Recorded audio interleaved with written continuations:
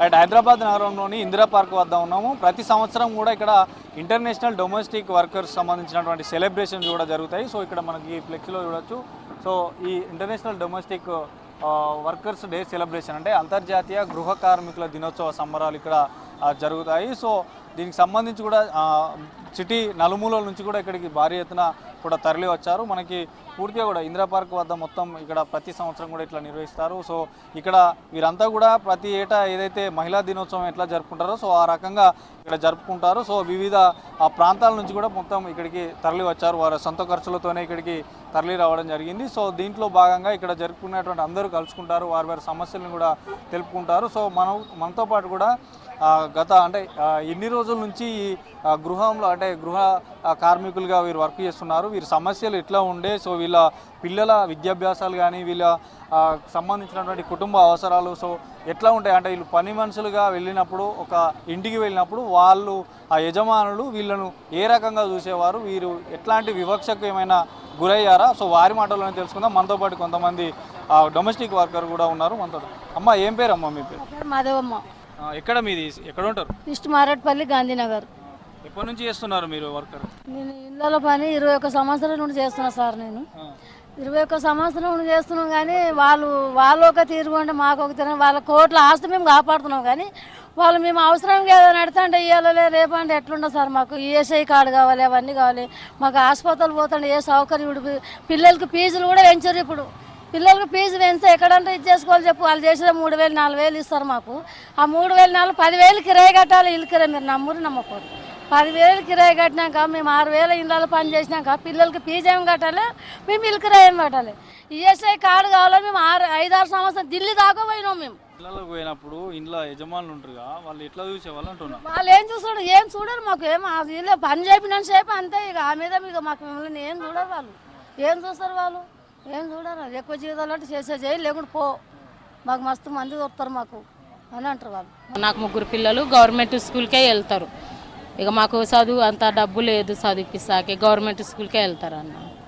ఎన్ని పూట తింటారు మీరు? ఏమేమి తింటారు చెప్పండి. మేము మా పిల్లలకి స్కూల్లోనే తింటారు, గవర్నమెంట్ స్కూల్లోనే తినేసి వస్తారు. ఇక నేను నైట్ వండుతాను. నేను మధ్యాహ్నం పని కాడ తింటా, వాళ్ళు ఇస్తే తింటా, లేకపోతే లేదు. ఇక ఇంటికి వచ్చి నేను వండుకొని తినడమే. పండుగలు వస్తే ఎట్లాంటి లీవ్ కానీ లీవ్ ఇవ్వరండి. పండుగలు వస్తే ఏమీ లీవ్ ఇవ్వరు మాకు. పిల్లలకు మరి ఫీజులకు కానీ డబ్బులు సరిపోతున్నాయా?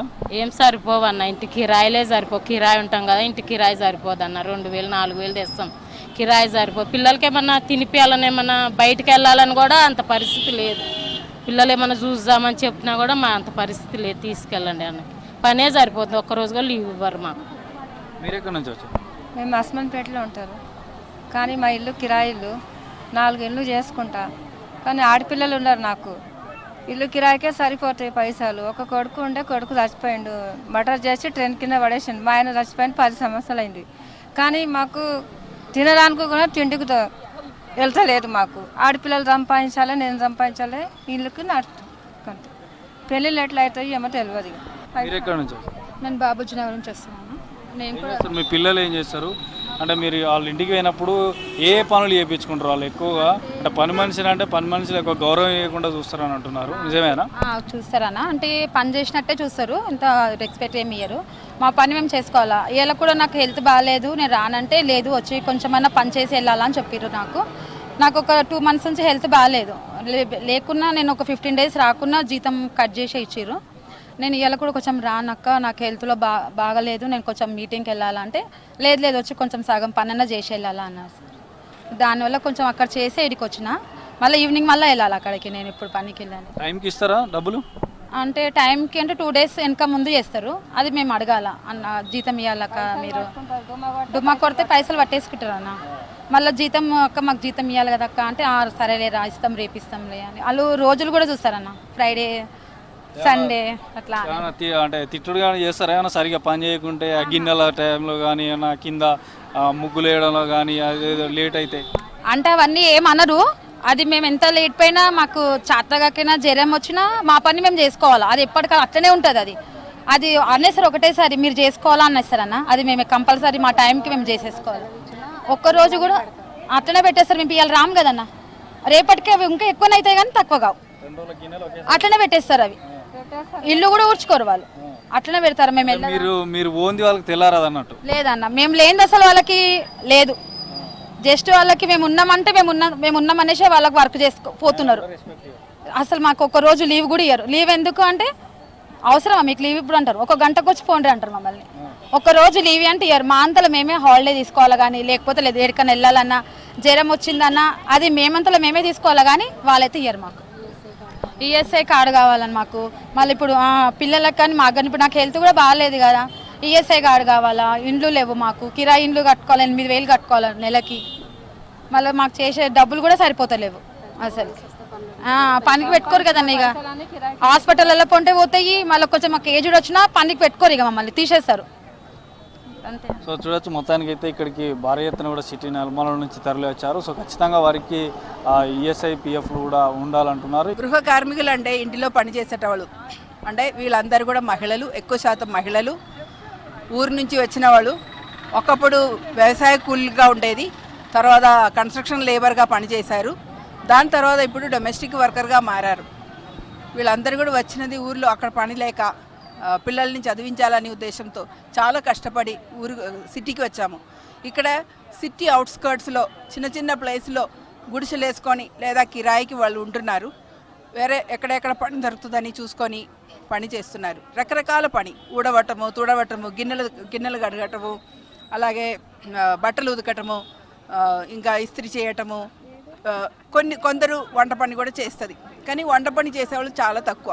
అంటే క్లీనింగ్ అనేది మన దేశంలో ఒక చిన్న చూపు ఉంది. ఆ క్లీనింగ్ చేసేటవాళ్ళు అంత గొప్పది కాదు. వాళ్ళు పేద కుటుంబంలో వచ్చిన వాళ్ళు, ఎస్సీ ఎస్టీ బీసీ మైనారిటీ కావచ్చు, వాళ్ళు ఈ పని చేస్తే వాళ్ళకి అసలు గుర్తింపు లేదు. వాళ్ళని అసలు కార్మికులుగా కూడా గుర్తించేది కాదు. కానీ ఇప్పుడు చాలా సంవత్సరాల నుంచి పోరాడి గృహ కార్మికులు కొంచెం గౌరవం తెచ్చుకున్నారు. మేము చేస్తున్నది కూడా పని కింద వచ్చింది, అంటే కనీస వేతన కింద తీసుకొచ్చాము. కానీ ఇప్పుడు కూడా చాలామందికి కనీస వేతనం దొరకటలేదు. సిటీలో ఉన్న వాళ్ళకి అవగాహన ఉన్న వాళ్ళకి, వాళ్ళు యూనియన్లో ఉన్న వాళ్ళకి కొంచెం అవగాహన ఉంది, కానీ చాలామందికి అది కూడా లేదు. అంటే ఈ పని అంతా చేసుకున్న తర్వాత జీతం కాడ వచ్చేటప్పుడు ఒక్క రోజు రాకపోతే సగం జీతం కట్ చేస్తుంది. మళ్ళీ సెలవు లేదు, యాన్యువల్ లీవ్ లేదు. వాళ్ళ ఇంటిలో ప్రాబ్లమ్స్ ఉన్నాయి, వాళ్ళు కూడా హెల్త్ ప్రాబ్లమ్స్ ఉంటాయి. ఈఎస్ఐ లేదు, ఈఎస్ఐ అంటే హెల్త్ ఇన్షూర్ కవరేజ్, అది కూడా లేదు. వచ్చిన దాంట్లో సగం కన్నా ఎక్కువ కిరాయికే పోతుంది. మరి బాకీ ఏముంది? వాళ్ళ పిల్లలు ఎక్కువ ఎవరెవరు ప్రైవేట్ స్కూల్లో పంపిస్తున్నారు అడగండి, అందరూ కూడా గవర్నమెంట్ స్కూల్కే పంపిస్తున్నారు పిల్లల్ని. అలాగే ఫుడ్ లేదు, సరైన ఫుడ్ లేదు. ఆ పిల్లలు కూడా గవర్నమెంట్ స్కూల్లో తినాలి, ప్రొద్దున ఏం తినకుండా వెళ్తారు, అక్కడ ఫుడ్ పెడుతుంది కాబట్టి అంతే. డొమెస్టిక్ వర్కర్ కూడా అది ఉండదు, మగవాళ్ళు బయటికి వెళ్తుంది కాబట్టి వాళ్ళకేమో వాళ్ళు తింటారు, వాళ్ళు పని చేస్తారు అంతే. అంటే డొమెస్టిక్ వర్క్లో ఒక 30% విమెన్ హెడెడ్ హౌస్ హోల్డ్ అండి. అంటే మహిళలే మొత్తం ఇల్లంతా చూసుకోవాలి, ఆ పరిస్థితిలో ఉంది. ఇట్లా ఉన్న రకరకాల ప్రాబ్లమ్స్ మేము వాళ్ళని గుర్తించమని ILO international labour organization domestic వర్క్ని డీసెంట్ వర్క్ కింద తీసుకువచ్చారు. అంటే దాని కింద వాళ్ళకి సరైన పని దొరకాలని, గౌరవం ఇవ్వాలని, సరైన జీతం ఇవ్వాలని, సెలవు ఇవ్వాలని, ఈఎస్ఐ హెల్త్ బెనిఫిట్ ఇవ్వాలని అడుగుతున్నాము. హౌసింగ్ కావచ్చు, ఇదన్నీ కూడా ఇవ్వటానికి ప్రభుత్వం ముందుకు రావాలి. ఈ సంవత్సరం మాది national platform for domestic workers, జాతీయ స్థాయిలో మాది ఒక 60 యూనియన్స్ కలిపి ఒక ఆర్గనైజేషన్ ఉంది. మాది డిమాండ్ రెండే ఈ సంవత్సరం. ఒకటి, మాకు ఒక సమగ్ర చట్టం కావాలి. ఎందుకు? మేము ఇంటి లోపల్లో పని చేస్తాము. ఇల్లు ఒక పని ప్రదేశం కాదు, దాన్ని పని ప్రదేశంగా గుర్తించాలి. ఫ్యాక్టరీలో కాదు, షాప్లో కాదు, బయట కాదు, ఎక్కడే కాదు, చేసేది ఇంటి లోపల్లో. ఇతర కార్మికులకున్న ఆ చట్టాలు మాకు వర్తిస్తలేదు కాబట్టి మాకు సెపరేట్ చట్టం చేయమని మేము అడుగుతున్నాము. లేదా ఉన్న చట్టాలని అమలుపరిచి ఏమంటున్నారు దాన్ని మార్చి మమ్మల్ని కూడా దానిలో ఇంక్లూడ్ చేయాలి. నా పేరు మంజుల, నేను గృహ కార్మికుల యూనియన్ తెలంగాణ స్టేట్ ప్రెసిడెంట్ని.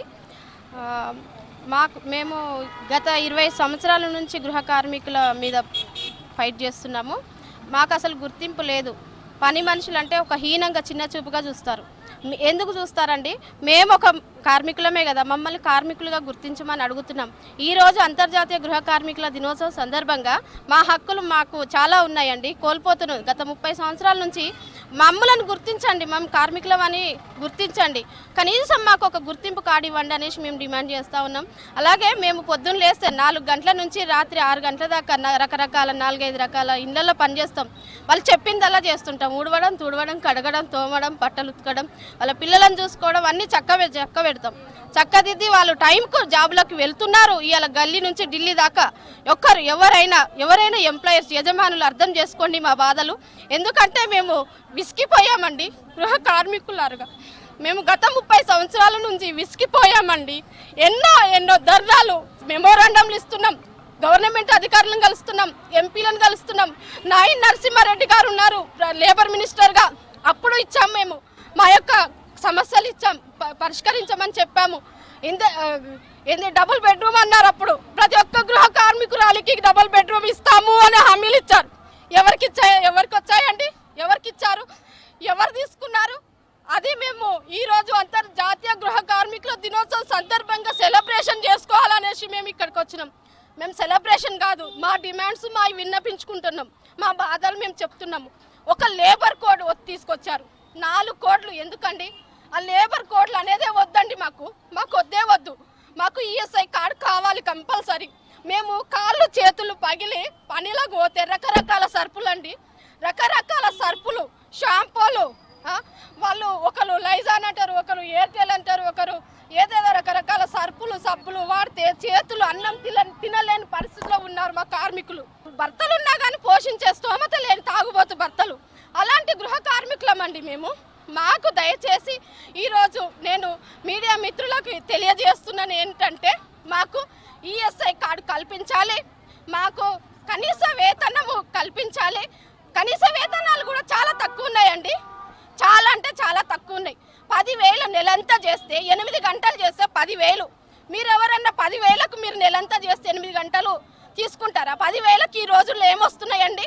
మాకు కనీస వేతనాలు పెంచాలి. రైట్, మొత్తానికి నగరంలో చాలా ఏరియాలో ఇక్కడ ఉన్నటువంటి ఆ పని మనుషులు చాలా ఇబ్బందులకు గురవుతున్నాం. మాకు ఆ కేంద్ర ప్రభుత్వం కూడా ఒక చట్టం తీసుకొచ్చి మాకు న్యాయం చేయాలి. ఇటు యజమానులు కూడా మా పైన గౌరవం ఉంచి మాకు వివక్షత నుండి బయటికి తీసుకురావాలని వారు వేడుకుంటున్నారు. Video Srikanth, Anil, V6 news, Hyderabad.